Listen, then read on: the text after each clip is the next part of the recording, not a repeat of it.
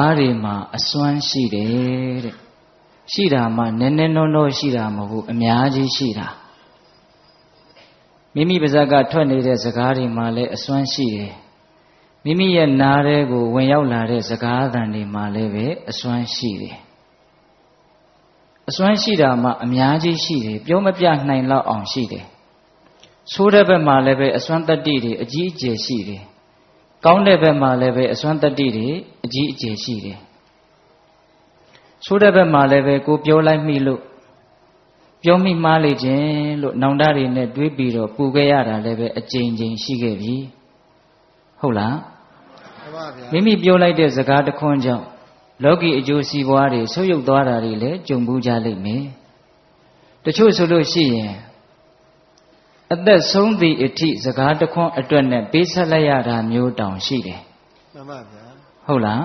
မှန်ပါဗျာစကားတစ်ခွန်းမှားသွားတာနဲ့ဗမာစကားပုံလည်းရှိတယ်လေအသွားမတော်တလှမ်းအစားမတော်တလုတ်အပြောမတော်တော့တခွန်းနဲ့ဒုက္ခရောက်တတ်တယ်မှန်ပါဗျာဟုတ်ရဲ့လားမှန်ပါဗျာအေးကိုပြောလိုက်တဲ့စကားကတကယ်ကိုပဲအကြီးအကျယ်မှားယွင်းမှုတွေနဲ့ပြည်နေပြီဆိုလို့ရှိရင်တန်တရားတစ်လျှောက်လုံးလဲလိုက်ပြီးတော့ဒုက္ခပေးတတ်တယ်ဆိုးတဲ့ဘက်မှာစကားတွေဟာပြောမပြနိုင်လောက်အောင်အစွမ်းတတ္တိတွေရှိနေသလိုကောင်းတဲ့ဘက်မှာလည်းပဲအစွမ်းတတ္တိတွေရှိတာပဲမေတ္တာလေးနဲ့ပြောလိုက်တယ်နုနုညံ့ညံ့သိမ့်သိမ့်မွေ့မွေ့ပြောတယ်အဓိပ္ပာယ်ရှိတာတွေအကျိုးရှိတာတွေကိုရွေးချယ်ပြီးတော့ပြောတယ်ပြောတဲ့မပြောတဲ့အချိန်အခါကိုကြည့်ပြီးတော့တကယ့်ကိုဉာဏ်ပညာလေးနဲ့စဉ်းစားချင့်ချိန်ပြီးတော့ပြောတဲ့စကားမျိုးဆိုရင်ပြောတဲ့သူမှလည်းပဲစကားကောင်းလေးအတွက်နဲ့ပီတိဖြစ်ရတယ်ကြားတဲ့လူမှလည်းပဲနှလုံးစိတ်ဝမ်းအေးချမ်းရတယ်စကားကောင်းပြောတတ်လို့ရှိရင်ဦးဇင်းတို့ပြောလိုက်ခြင်းသေးတယ်ဗျာပြောတတ်လို့ရှိရင်တလောကလုံးရဲ့မျက်နှိုးမှုကိုရမယ်မပြောတတ်လို့ရှိရင်တလောကလုံးရဲ့မုန်းတီးမှုကိုရမယ်ဟုတ်လားမှန်ပါဗျာရုပ်ချောနဲ့သဘောကောင်းအပြောကောင်းတွင်အပြောကောင်းကိုပိုချစ်ကြသည်ဆိုတဲ့စကားလေးကြားဘူးတယ်မို့လားကြားပါတယ်ဗျာအေးအပြောကောင်းဆိုတာနားထောင်ကောင်းအောင်ရှောက်လှည့်ပတ်ပြီးတော့ပြောတာမျိုးကိုဆိုလိုတာမဟုတ်ဘူး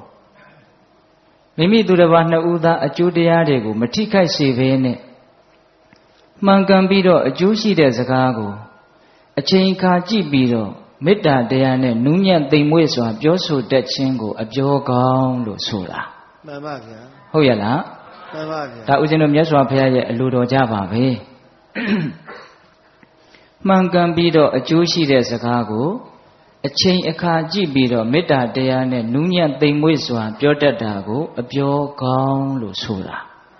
ကိုပြောလိုက်တဲ့စကားကြောင့်ကိုနောင်တရရတဲ့စကားမျိုးကိုပြောလိုက်တဲ့စကားကြောင့်ကြားရတဲ့လူတွေစိတ်ဆင်းရဲသွားသေးတဲ့စကားမျိုးဆိုရင်ဘယ်မှာအပြောကောင်းလို့ပြောလို့ရပါမလဲမရပါဘူးဗျာလောကမှာအပြောအကောင်းဆုံးပုဂ္ဂိုလ်ဟာဘယ်သူလဲလို့မေးရင်မြတ်စွာဘုရားဂုဏ်တော်၉ပါးထဲမှာသူကတ္တဆိုတဲ့ဂုဏ်တော်ရှိတယ်လေမှန်ပါဗျာအဲ့ဒီသူကတ္တဆိုတဲ့ဂုဏ်တော်ကအဓိပ္ပာယ်မျိုးမျိုးထွက်တယ်ရှေးဘုရားတို့နီးသူလာခြင်းကောင်းတော်မူတော်လို့လည်းအဓိပ္ပာယ်ရတယ်ဘုရားစုပံကလေးကစပြီးတော့လမ်းကြောင်းကိုမတိမ်ဆောင်းသေးပဲနဲ့တက်တက်မတ်မတ်မှန်မှန်ကန်ကန်ရှောက်လန်းလာတယ်လို့ဒီလိုအဓိပ္ပာယ်လေးရတယ်ပြီးတော့စကားကောင်းကိုပြောတတ်တာမှန်ပါဗျာနော်စကားကောင်းကိုပြောတတ်တာအဲ့ဒါသူကတဂုံရဲ့အဓိပ္ပာယ်ပဲဒီတော့ပိဋကပေါင်းသူတော်ကောင်းတို့ကိုဦးဇင်းတို့ဒီကနေ့ညဆိုးတဲ့ဘက်မှာလည်းပဲအစွမ်းတတ္တိတွေကြီးကြီးမားမားရှိနေတဲ့ကောင်းတဲ့ဘက်မှာလည်းပဲအစွမ်းတတ္တိတွေကြီးကြီးမားမားရှိနေတဲ့ဒီစကားနဲ့ပတ်သက်ပြီးတော့တို့ဘယ်လိုပြောကြမလဲနံပါတ်1ဒီစကားနဲ့ပတ်သက်ပြီးတော့တို့ဘယ်လိုနားထောင်ကြမလဲနှစ်ချက်ဗျာနော်တခါကြီးဒီမိုင်းများအရေးကြီးတယ်နော်စကားကမပြောတဲ့နေလို့ရှိလားမပြောဘဲကိုနေလို့ရလားမရပါဘူးဗျာမပြောမဖြစ်ပြောကြရမယ့်လူတွေအတွက်ဘယ်လိုပြောမလဲဘယ်လိုစကားကိုဘယ်လိုပြောမလဲပြည့်ပြည့်စုံစုံဆိုရင်ဟုတ်လားပြီးတော့ကိုယ့်ရဲ့နားထဲကိုစကားသံတွေကလည်းအမြဲတမ်းရောက်နေတာပဲမဟုတ်လားမှန်ပါသူတော်ရဲ့နှုတ်ကနေတဆင့်ဟာတီဗီကနေတဆင့်လေဒီယိုကနေတဆင့်ဟုတ်လားတခါတလေဆိုလို့ရှိရင်စာရွက်ပေါ်ကနေစကလုံးပုံတရံနဲ့အတန်တွေထွက်လာတာလေကြုံဘူးလား ဖတ်ပါများတော့စကလုံးတွေကဘာတွေဖြစ်သွားတော့စိတ်ထဲမှာအတန်တွေဖြစ်သွားတယ်အဲ့ဒါလဲစကားတစ်မျိုးပဲလို့တောင်ထင်တယ်ဟုတ်လားအဲ့ဒါလို့ကိုယ့်ရဲ့နားတဲ့မျက်စိတွေကိုရောက်လာတဲ့စကားသံတွေမျက်စိတွေရောက်တယ်ဆိုတာတင်စားပြောတာနော်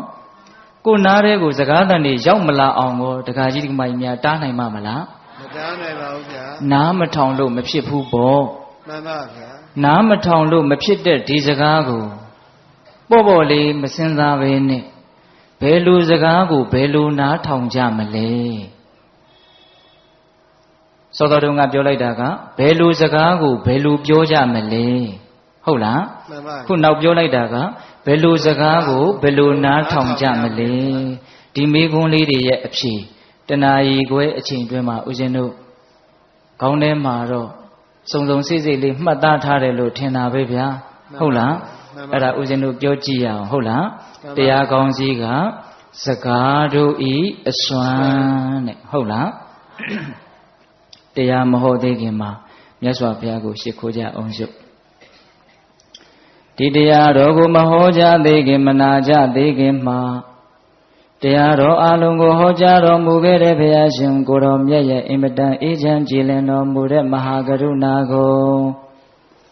သိစေရာတရားလုံးစုံကိုသိတော်မူမြင်တော်မူတဲ့သဗ္ဗညုတဉာဏ်ဒီဟုသောပညာကိုထိုမဟာကရုဏာကုံပညာကုံနှစ်ပါးစုံတို့နှင့်ပြည့်စုံတော်မူတဲ့ဘုရားရှင်ကိုတော်မြတ်ကိုယူသည်မြတ်တို့ရှိခိုးပူဇော်ကြအောင်စို့အလုံးလက်အုပ်ကလေးတွေချီထားကြကရုဏာတိတလဟရယံပညာပိဇောတဝိဟတမောဟတမံသန္နရမရလောကကရုံဝန္တိသူကတံဂတိဝိမု ṭံ ကရုဏာတိတလဟရယမဟာကရုဏာတော်ဖြင့်အေးမြသောစိတ်နှလုံးလေးရှိတော်မူပါ၏ထသောပညာပိဇောတဝိဟတမောဟတမံအရဟတမေတိဟုသောအယံဝလင်းဖြင့်ဝိဇ္ဇာတိဟုသောမိုက်မောင်ကိုဖယ်ခွာတော်မူပြီးထသောသန္နရမရလောကကရုံလူနတ်မြမတတ္တဝါနန္ဒတို့ဤကြောက်ဒီတန်တုအလေးကရုပြုရာတဆူရီသောဆရာသခင်လည်းဖြစ်တော်မူပါ၏ထသောဂတိဝိမု ṭံ ဒေဝမနုဿနိရယနှင့်ပေတတလိษံလာယရှိငါတန်သောဂတိတို့မာလီကင်လွတ်တော်မူပြီးထသောသူကတံတတ္တဝါတို့အားအကျိုးများကြောင့်ဟုတ်မှန်သောစကားကောင်းကိုသာမြတ်ဆိုတော်မူပါ၏ထသောဗုဒ္ဓံသစ္စာလေးရတရားမြတ်ကိုလက်ပေါ်တင်ထားပရမညာကဲ့သို့ပြတ်သားထင်ထင်သိမြင်ပေတတ်ဘုရားရှင်ကိုယ်တော်မြတ်ကြီးကိုမေယံတရားဟောပုဂ္ဂိုလ်တရားနာပုဂ္ဂိုလ်ခေါ်ဆိုပညတ်ပရမတ်မာမူယုံနာနှဖျားဖြစ်ကြပါသောဘုရားတပည့်တော်တို့သည်ဝိနေဝနာမှာကာယဝစီမနောချီ၍သုံးလီတွာရပနာမဖြင့်ဒုက္ခယောကျိုးလက်ဆုံးမူကားရှိခိုးဥညွတ်ပါ၏မြတ်စွာဘုရား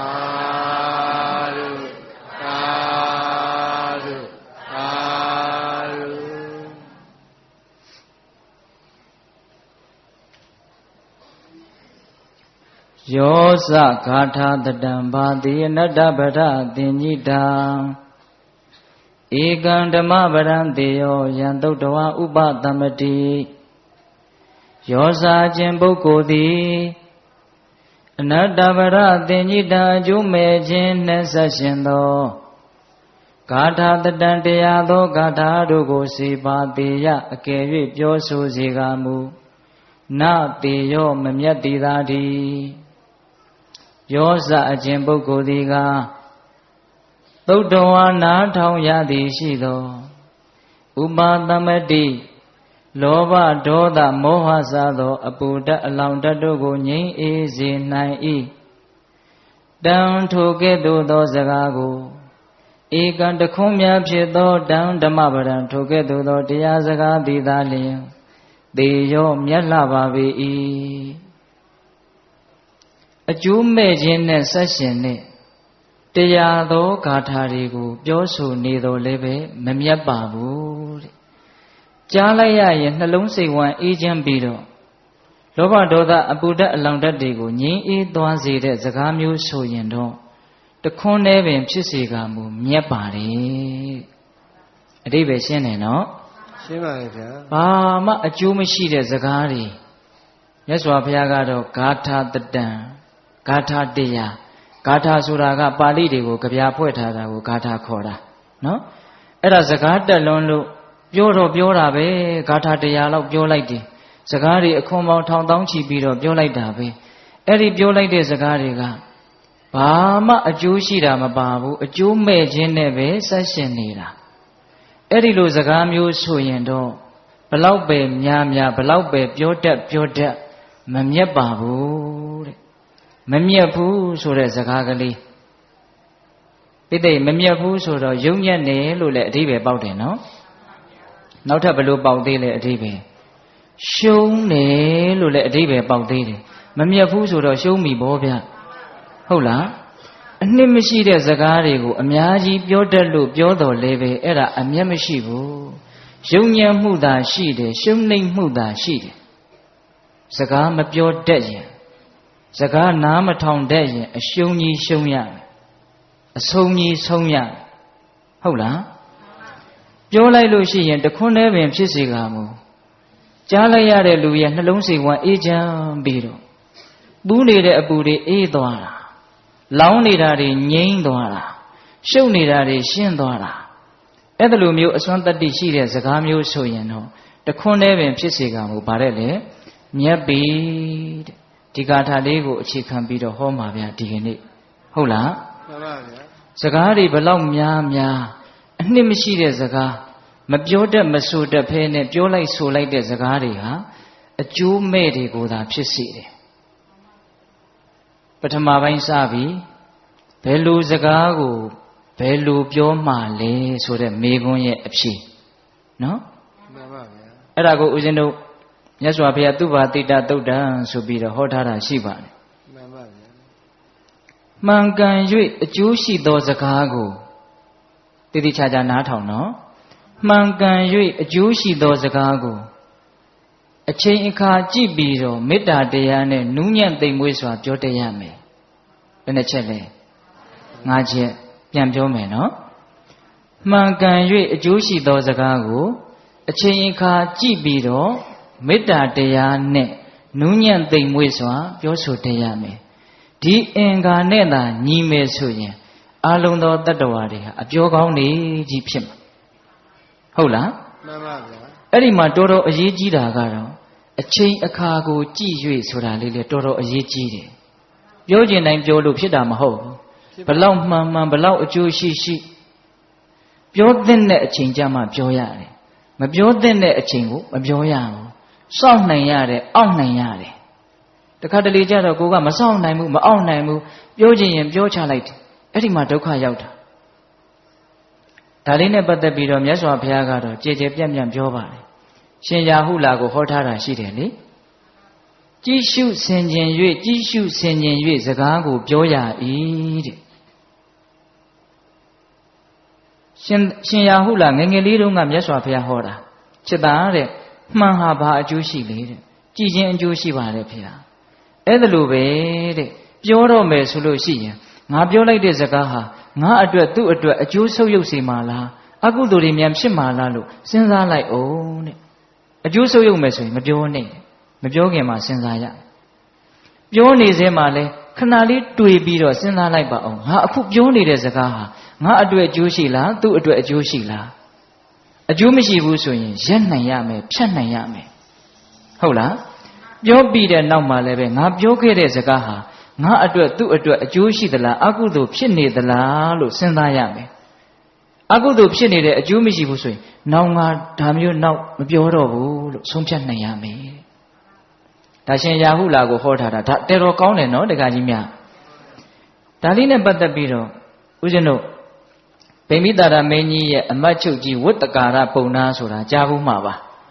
နောက်တော့အဇာတတမင်းကြီးရဲ့ပရောဟိတ်အမတ်ကြီးဖြစ်ပြီးတော့ဦးဇင်းတို့ဝေသာလီပြည်ကြီးကိုစကားတူတူလေးပြောပြီးတော့သွားခွဲတာလေကြားဘူးတယ်နော်ဝတ္တကာရပုံနာအင်မတန်ညံများတာ အဲ့ဒီပုံနာကြီးကမြတ်စွာဘုရားတည်းရောက်လာပြီးတော့မြတ်စွာဘုရားကိုလျှောက်တယ်အရှင်ဘုရားတဲ့တပည့်တော်ရဲ့အယူဆလေးကိုပြောပြရစီပြောပါ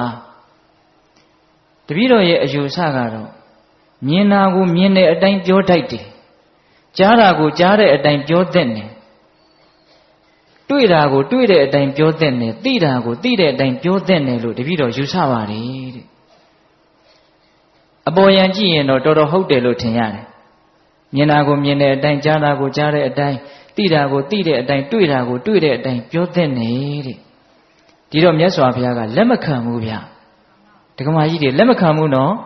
မြင်တာကိုမြင်တဲ့အတိုင်းပြောတတ်တယ်ဆိုတဲ့စကားကိုလက်မခံဘူးအဲ့ဒီတော့မြတ်စွာဘုရားကဘာအမိန့်ရှိလို့ဆိုတော့ဒကာကြီးတဲ့မြင်တာကိုမြင်တဲ့အတိုင်းကြားတာကိုကြားတဲ့အတိုင်းသိတာကိုသိတဲ့အတိုင်းတွေ့တာကိုတွေ့တဲ့အတိုင်းတကယ်လို့ပြောလို့များအကုသိုလ်တွေများပြီးတော့ကုသိုလ်တွေနည်းသွားမယ်ဆိုရင်မပြောသင့်ဘူးလို့ငါယူဆတယ်တဲ့မှန်ပါဗျာနော်မြင်တဲ့အတိုင်းပြောလိုက်လို့အကုသိုလ်တွေများသွားမယ်ကုသိုလ်တွေနည်းသွားမယ်အကျိုးတွေမဲ့သွားမယ်ဆိုရင်မြင်တဲ့အတိုင်းမပြောနဲ့မပြောပါနဲ့ဟုတ်လားမှန်ပါဗျာမြင်တာကိုမြင်တဲ့အတိုင်းကြားတာကိုကြားတဲ့အတိုင်းသိတာကိုသိတဲ့အတိုင်းတွေ့တာကိုတွေ့တဲ့အတိုင်းမပြောလို့များအကုသိုလ်တွေများပြီးတော့ကုသိုလ်တွေနည်းမယ်ဆိုရင်တော့အဲ့ဒါပြောလိုက်တဲ့မပြောလို့အကုသိုလ်များမယ်ဆိုရင်ပြောလိုက်မှန်ပါဗျာပြောလို့အကုသိုလ်များမယ်ဆိုရင်မပြောနဲ့မှန်ပါဗျာအဲ့ဒီတော့ဒီစကားလေးရဲ့အနှစ်ချုပ်ကဘာလဲဆိုတော့သေးသေးချာချာလေးစဉ်းစားပြီးတော့ပြောသင့်မှပြောဆိုတဲ့အဓိပ္ပာယ်မှန်ပါဣတိဘာလို့သင့်မှဘာလို့ရမယ်ပြောသင့်မှပြောပါဗျာပြောသင့်မှပြောမြင်တိုင်းမပြောနဲ့မှန်ပါဗျာအထူးသဖြင့်အသက်ကြီးတဲ့လူတွေကိုမှားခြင်းတယ်ဗျာအိမ်မှာမြင်နေတာတွေကိုမြင်တိုင်းများသွားမပြောလိုက်ပါနဲ့ကြားတိုင်းမပြောလိုက်ပါနဲ့မှန်ပါကိုသိတာတွေကိုသိတဲ့အတိုင်းမပြောလိုက်ပါနဲ့မှန်ပါဗျာကိုသိတာကိုသိတဲ့အတိုင်းပြောမိလို့ဒုက္ခရောက်တာတွေအများကြီးရှိတယ်ရှိပါတယ်ဗျာမမှန်လို့မဟုတ်ဘူးနော်မှန်ပါမမှန်လို့မဟုတ်ဘူးဦးဇင်းတို့ဥပမာတစ်ခုပြောပြမယ်မြင်တာကိုမြင်တဲ့အတိုင်းသိတာကိုသိတဲ့အတိုင်းပြောလိုက်လို့ဒုက္ခတွေများသွားတာအခုဒီလောကကြီးမှာလည်းရှိတယ်ဟိုးရှိတုန်းကလည်းရှိတယ်အခုလည်းရှိတယ်နောင်လည်းရှိနေမှာပါပဲတာရကတွေကတော့မှန်ပါဗျာဦးဇင်းတို့ဇာတကမှာဇတ်တော်မှာလာတာလေးတစ်ခုပြောပြမယ်မြင်တာကိုမြင်တဲ့အတိုင်းပြောရက်နေလို့သိတာကိုသိတဲ့အတိုင်းပြောရက်နေလို့ဒုက္ခရောက်သွားပုံကလေးရှိတုန်းကပုံနာကြီးဇနီးခင်မွန်ရှိတယ်တဲ့သားသမီးမရှိတော့အင်မတန်လိမ္မာတဲ့ကြက်တူရွေးလေးနှစ်ကောင်ကိုသားအဖြစ်မွေးထားတာတနေ့တော့ပုံနာကြီးကခရီးထွက်เสียရရှိတယ်ရှိတော့ကြက်တူရွေးလေးနှစ်ကောင်ကိုအနာခေါ်တိုးတိုးတိတ်တိတ်မှားတယ်ငါသားတို့အဖေခရီးသွားတဲ့အခါမှာမင်းတို့အမေပုံလေးမကိုတေးသေးချာချာစောင့်ကြည့်စိတ်မချဘူးအဲ့ဒီလိုမှားပြီးတော့ပုံနာကြီးကခရီးထွက်သွားရောပုံနာကြီးသွားတဲ့နေ့ကစပြီးတော့လဲစိတ်မချမယ်ဆိုစိတ်မချကြရပဲပုံလေးမကြီးကတခြားသောယောက်ျားတွေနဲ့ဖောက်ပြားတယ်တဲ့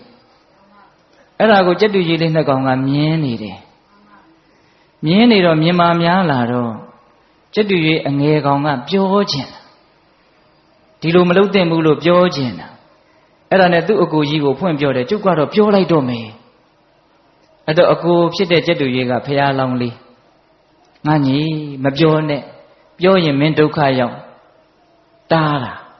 ဒါပေမဲ့တားလို့မရဘူးအငယ်ကောင်ကပြောခြင်းစိတ်ကိုမအောင့်နိုင်ဘူးမစောင့်နိုင်ဘူးဒကမာကြီးတွေအဲ့ဒီလိုခံစားချက်မျိုးကြုံဘူးလား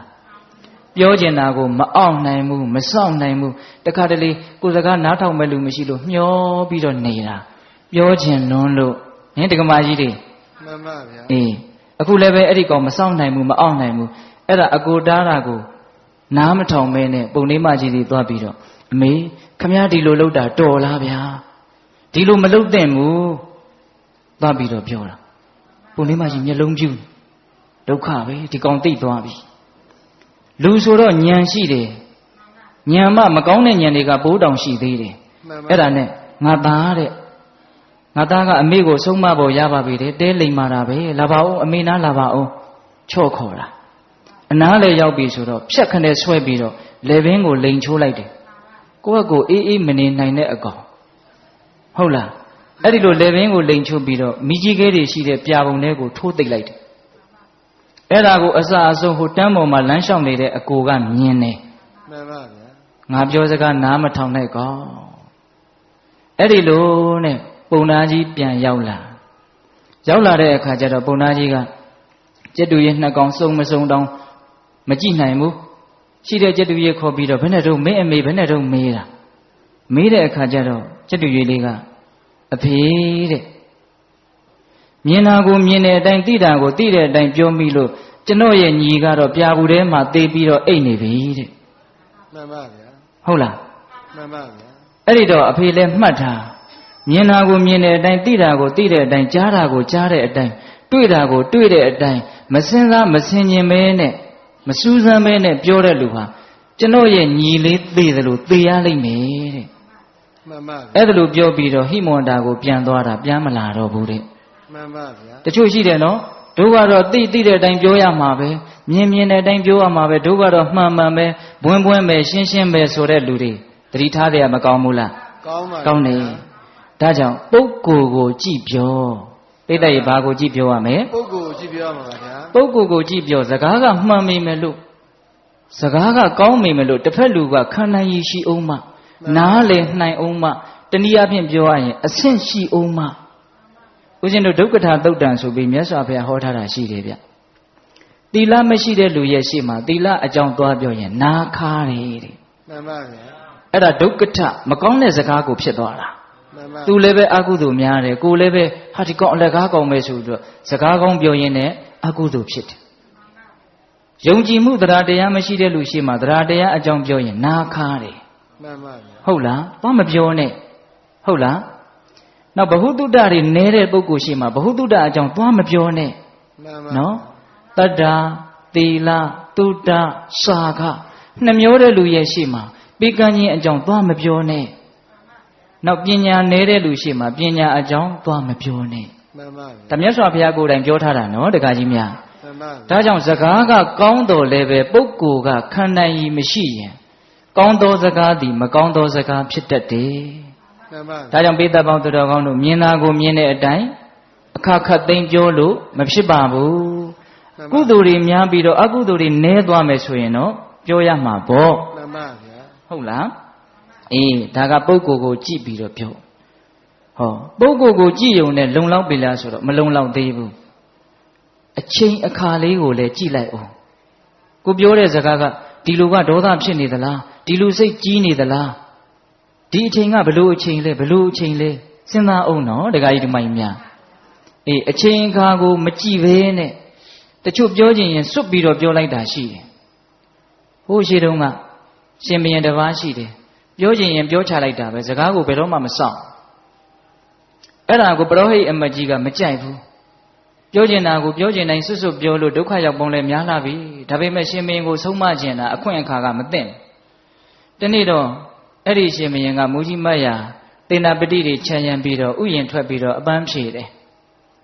အဲ့ဒါကြောက်ဖြာကြီးပေါ်မှာအပန်းဖြေတာအဲ့ဒီကြောက်ဖြာကြီးကတရက်ပင်ကြီးတပင်ရဲ့အောက်မှာရှိတာတရက်ပင်ကြီးကအင်မတန်အရေးအာဝါဒနဲ့ပြည့်စုံတဲ့အောက်မှာကြောက်ဖြာကြီးအဲ့ဒီကြောက်ဖြာကြီးပေါ်မှာရှင်ဘုရင်ကထိုင်ပြီးတော့အလဘတလဘစကားပြောအပန်းဖြေနေတော့သွေးတန်ရဲရဲနဲ့အုပ်အောငှက်ကလေးတကောင်အသေးကလေး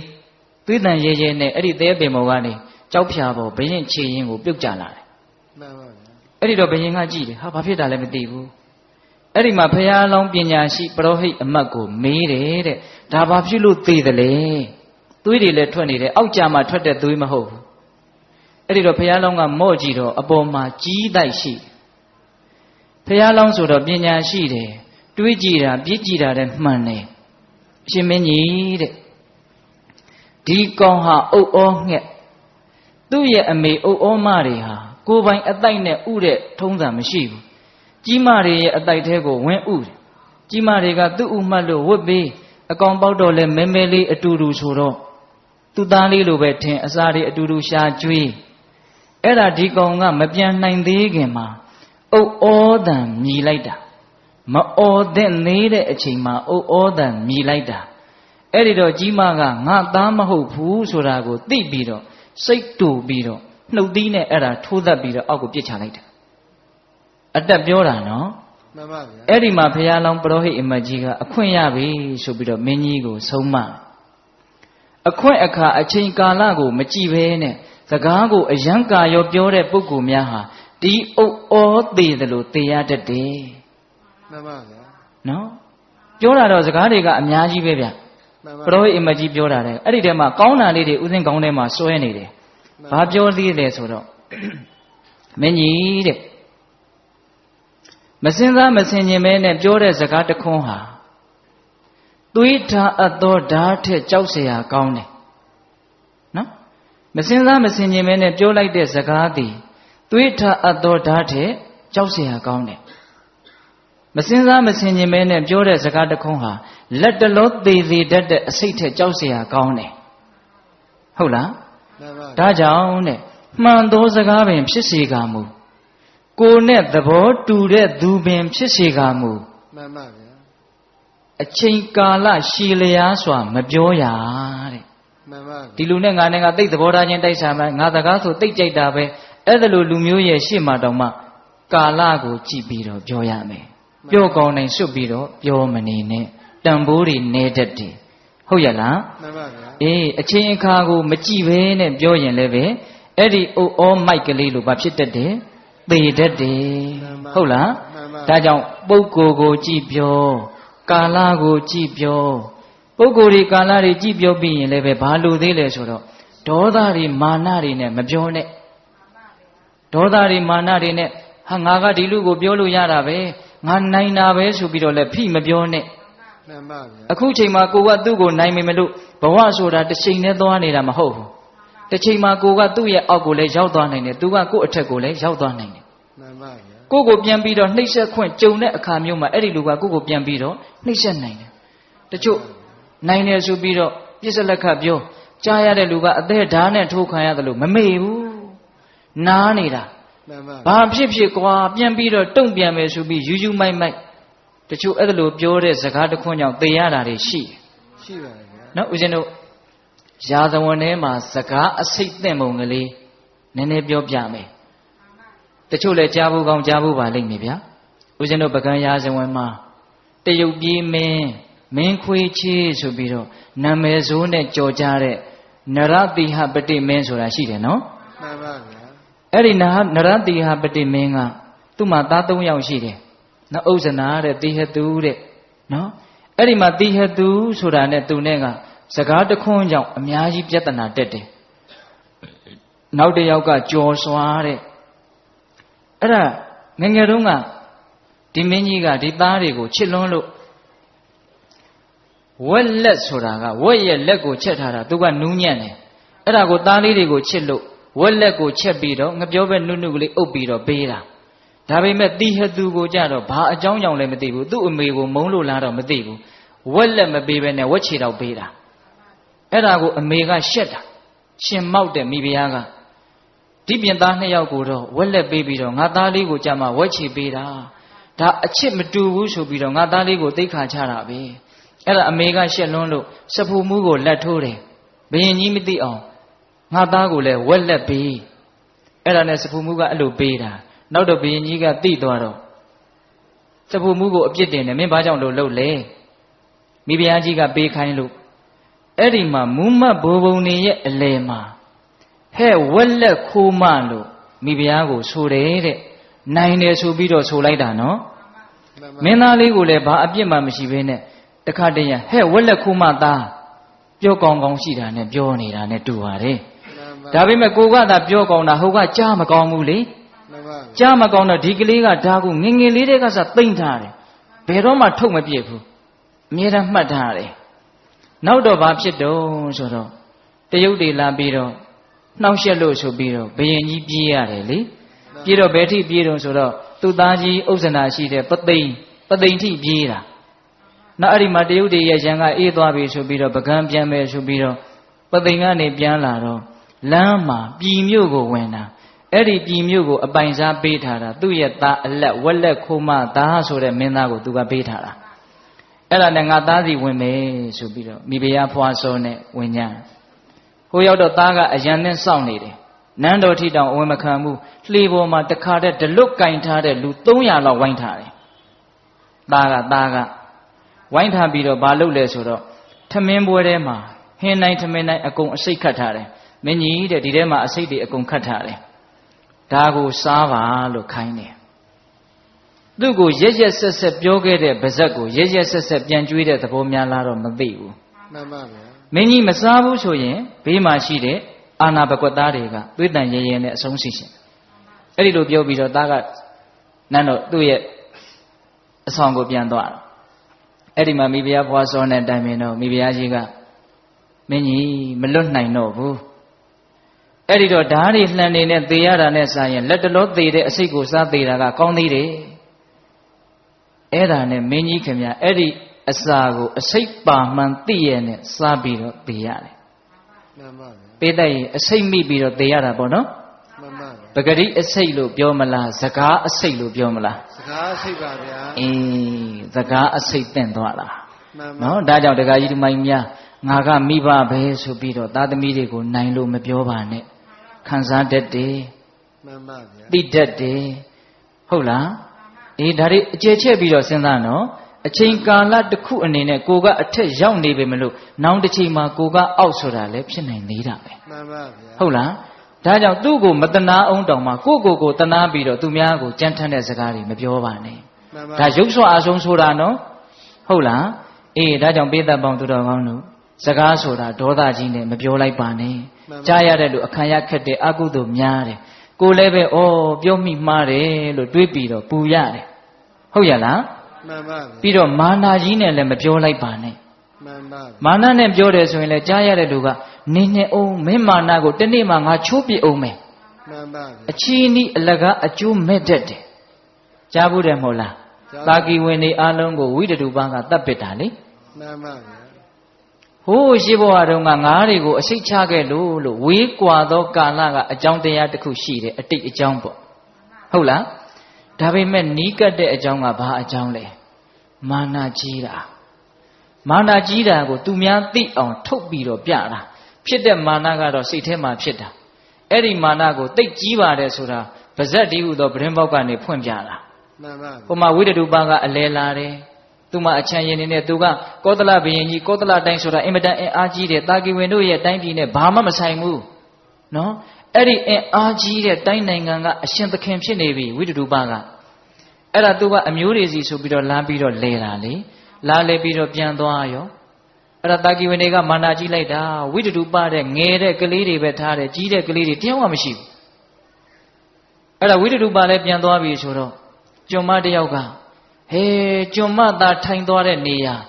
အသေးရရုပ်တယ်ဆိုပြီးတော့နွားနိုးနဲ့ဆေးတာလေအဲ့ဒါဗဇက်ကလည်းပြစ်တောက်နဲ့ပြောတယ်ကျွန်မသာနေတဲ့နေရာအတန်းစားခွဲပြီးတော့မာနနဲ့ပြောတာအဲ့ဒါကိုမင်းချင်းတယောက်ကလက်နဲ့မေ့နေလို့လာယူတာအဲ့ဒီမာနစကားကိုသူ့နားနဲ့ကြားတာအဲ့ဒီစကားကသူ့ဗဇက်ကနေတဆင့်ဝိတ္တုပရဲ့နားကိုရောက်တာအဲ့ဒီမှာငါနေရာကိုနွားနို့နဲ့ဆေးရှိသေးအောင်မင်းတို့ရဲ့နေရာကိုမင်းတို့ရဲ့လေချောင်းသေးနဲ့ငါတနေ့ဆေးပြမယ်ဟုတ်လားမှန်ပါဗျာအနီးကပ်ဆုံးအကြောင်းကတော့မာနကိုအမိပြုတ်ပြီးတော့ထွက်လာတဲ့စကားတစ်ခွန်းကြောက်စရာမကောင်းဘူးလားကောင်းပါကောင်းတယ်ဒါကြောင့်ပိဿပေါင်းသူတော်ကောင်းတို့အကျိုးရှိခြင်းတယ်ဆိုလို့ရှိရင်စကားပြောတဲ့နေရာမှာပုဂ္ဂိုလ်ကိုကြည့်ပြောပါအချိန်အခါကိုကြည့်ပြောပါမာနတွေဒေါသတွေနဲ့မပြောပါနဲ့ဟုတ်လားပြီးတော့စကားတွေမများပါနဲ့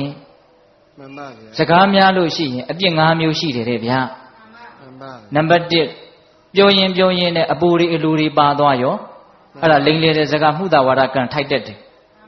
ပြောရင်နဲ့ကိုပြောနေတဲ့လူနဲ့ကိုနဲ့ကိုမင်းနဲ့ငါနဲ့ကပို့ပြီးတော့ယဉ်နှီးတယ်ဆိုတာကိုသိသိချင်းတော့ဟိုလူရဲ့အပြစ်ကိုပြောရင်းနဲ့ဂုံစကားတွေလည်းပါသွားတတ်တယ်မှန်ပါဗျာဟုတ်လားပြောရင်နဲ့စိတ်လိုက်မှဖြစ်ပြီးတော့ကြမ်းထမ်းနေလည်းထွက်သွားတတ်တယ်မှန်ပါဗျာဖရုဒဝါစာနော်နောက်ပြောရင်နဲ့အနှစ်သာရမရှိတဲ့စကားတွေပါသွားရောညာသောဖြင့်တော့အနှစ်မရှိတာတွေပြောကြတာများပါရဲ့ဟုတ်လားအဲ့ဒီလိုမှုသာဝါဒပိတုဏဝါစာဖရုဒဝါစာတန်ဖပလာပဆိုတဲ့ပြစ်မှုကြီး၄ခုကိုလွန်ကျူးမိတတ်တဲ့အတွက်ကြောင့်တန်တရားမှာမကောင်းတဲ့ဘဝတွေကိုရတတ်တယ်တဲ့အပြစ်၅မျိုးမှန်ပါဗျာအဲ့ဒီလိုဆိုရင်တပည့်တော်တို့စကားမပြောဘဲနဲ့ရင်ကုန်နှုတ်ပိတ်စိတ်ပဲနေလိုက်တော့မယ်ဘုရားလို့အဲ့ဒါလိုလည်းမလုံနဲ့မဟုတ်ပါဘူးဟင်ဒကမာကြီးတွေစကားကမပြောဘဲနေလို့လည်းမဖြစ်ဘူးနော်မဖြစ်ဘူးတခါလေတချို့ဦးစင်းကိုလာပြောတာတောင်တွေ့ဘူးတယ် ဒီနေ့တော့စကားမပြောတော့ဘူးဟုတ်လားကောင်းတဲ့လောက်ကောင်းတယ်မကောင်းတဲ့လောက်မကောင်းဘူးတချို့ကဒေါသနဲ့မပြောတာစိတ်ကောက်ပြီးတော့မပြောတာစိတ်တိုင်းမကြလို့မပြောတာမပြောခြင်းလို့မပြောတာမတူမတန်ဘူးထင်လို့မပြောတာမပြောတာတွေကမပြောတာလေးတက်တက်နဲ့ချီးကျူးလို့မရသေးဘူးဘာပြုလို့မပြောတာလဲဆိုတာကလိုသေးတယ်မှန်ပါဗျာဟုတ်ရဲ့လားအေးစကားကမပြောဘဲနေလို့လည်းမဖြစ်ဘူးဘုန်းကြီးတွေမှာငါစကားမပြောဘဲနေအံ့လို့ကျင့်လို့ရှင်ဒုက္ခအာဘတက်နေမှန်ပါဗျာအခါတစ်ပါးယဟန်တော်တွေမြတ်စွာဘုရားကိုဝါကျွတ်တော်လာပြီးတော့ကြောကြကြောတော့မြတ်စွာဘုရားကချစ်သားတို့ချမ်းချမ်းသာသာနေထိုင်ခဲ့ရရဲ့လားမှန်လားပါဗျာဘုရားတပည့်တော်တို့နေထိုင်ခဲ့ရပါတယ်ဗျာတဝါတွင်လုံးဘုရားတပည့်တော်တို့တယောက်ကိုတယောက်စကားမပြောဘဲနဲ့တကယ်အကျင့်မြတ်တွေကိုကျင့်ခဲ့ပါတယ်ဗျာသူတို့ကစကားမပြောကြီးလို့ဒိဋ္ဌံပြီးတော့ကျင့်တာနော်တဝါတွင်လုံးတယောက်ကိုတယောက်ကောင်းတာလည်းမပြောဘူးဆိုးတာလည်းမပြောဘူးမတည့်တာမြင်လည်းမပြောဘူးမဟုတ်တာတွေမြင်နေလည်းမပြောဘူးတစုံတယောက်ကလာခေါ်လည်းမထူးဘူးမှန်ပါဗျာအဲ့တော့မြတ်စွာဘုရားဘယ်လိုပြောတယ်ထင်လဲမင်းတို့ဟာတဲ့နွားတွေလိုစိတ်တွေလိုကျင့်ခဲ့ကြတာပဲတဲ့ပပဆက်ဆက်ပြောတယ်မထင်နဲ့နော်ဒါဝိနည်းပါဠိတော်မှာရှိတယ်ဟုတ်လားမှန်ပါဗျာအဲ့ဒီတော့ကောင်းသောစကားတွေနဲ့တိဆောက်ထားတဲ့ငါဘုရားရဲ့သာသနာတော်မြတ်ကြီးမှာဘယ်နဲ့ကြောင့်စကားမပြောဘဲနေကြတာလဲမသိတော်တာရှိရင်ဆုံးမရမှာပေါ့ပြောရမှာပေါ့ကောင်းမြတ်တဲ့စကားတွေကိုပြောရမှာပေါ့အကျိုးရှိတဲ့စကားတွေကိုပြောရမှာပေါ့ဟုတ်လားကဲဘုရားကများစကားမပြောဘဲနေခဲ့မယ်ဆိုရင်ဘယ်လိုများလုပ်မလဲဒကမာကြီးများ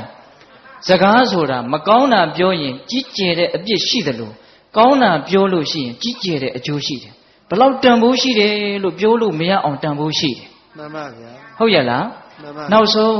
ဦးဇင်းတို့နိဗ္ဗာန်ထိအောင်စကားကတွန်းအားပေးနိုင်တယ်မှန်ကန်တဲ့စကား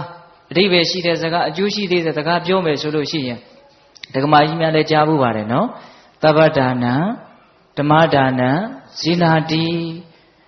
အလှတကအလှထဲမှာတရားအလှအမြတ်ဆုံးတရားကိုဘယ်လိုလုပ်လှူရတာတော့ပါဇက်ကနေလှူရတာစကားအဖြစ်နဲ့လှူရတာဟုတ်လားဟုတ်တယ်နော်ဒကာကြီးများမှန်ပါဗျာအေးအဲ့တော့စကားဆိုတာအင်မတန်ကောင်းတဲ့ဘက်ကကြည့်မယ်ဆိုလို့ရှိရင်အင်မတန်ကောင်းတယ်ဟုတ်လားဆိုးတဲ့ဘက်ကကြည့်မယ်ဆိုရင်ဆိုးတာလည်းအများကြီးဖြစ်နိုင်တယ်ဆိုကြပါစို့ပေတပေါင်းသူတော်ကောင်းတို့ဉာဏ်ပါပါလေးစဉ်းစားကြည့်ဖို့ပြောပြအောင်မယ်လောကမှာအကြီးမားဆုံးသောအပြစ်ဟာဘာလို့ကြားဘူးလဲအဲဥစဉ်လည်းနားရတာပေါ့ဗျာစဉ်းစားလိုက်ပါဦးမိစ္ဆာဒိဋ္ဌိမိစ္ဆာဒိဋ္ဌိမှာနိယတမိစ္ဆာဒိဋ္ဌိခိုင်မြဲတဲ့နိယတမိစ္ဆာဒိဋ္ဌိဆိုလို့ရှိရင်တော့အဝိဇ္ဇိကြတတ်တယ်အဝိဇ္ဇိကြတယ်နိယတဖြင့်ကြတတ်တယ်မဟုတ်ဘူးကြတယ်အမေသက်အဖေသက်လို့အဝိဇ္ဇိကြတဲ့လူကဒီကဘာပြက်လို့ရှိရင်လွတ်တယ်